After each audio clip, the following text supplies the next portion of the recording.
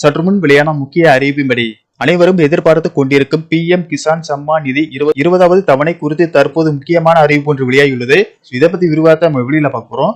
Video கடைசி வரைக்கும் முழுமையாக பாருங்க. வீடியோக்குள்ள போறதுக்கு முன்னாடி இந்த வீடியோக்கு ஒரு லைக் பட்டனை பிரஸ் பண்ணிக்கோங்க. வாங்க வீடியோக்குள்ள போகலாம். மத்திய அரசால் தொடங்கப்பட்ட பிரதம மந்திரி கிசான் சம்மான் நிதி யோஜனா இந்தியா முழுவதும் உள்ள சிறு குறு விவசாயிகளுக்கு நிதி உதவி வழங்குகிறது. இந்த திட்டத்தின் கீழ் தகுதியுள்ள விவசாயிகள் ஆண்டுதோறும் ரூபாய் 6000 3 சம தவணைகளில் தலா ரூபாய் 2000 பெறுகிறார்கள்.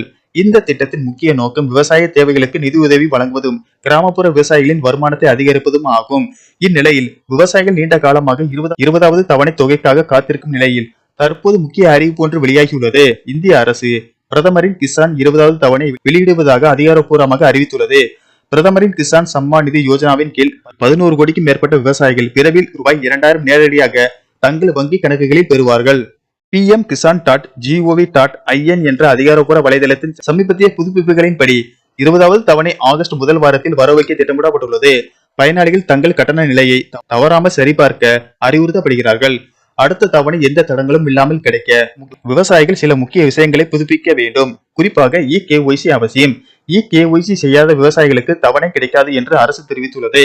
எனவே pmkisan.gov.in என்ற இணையதளத்திலோ அல்லது அருகில் உள்ள CSC மையத்திலோ eKYC உடனடியாக புதுப்பிக்கவும். வங்கி கணக்கு மூடப்பட்டிருந்தாலோ அல்லது IFSC கோடு குறியீடு தவறாக இருந்தாலோ தவணை வருவதில் சிக்கல் ஏற்படலாம். எனவே வங்கி கணக்கு விவரங்கள், IFSC கோடு மற்றும் ஆதார் இணைப்பு போன்ற தகவல்களை சரிபார்க்கவும்.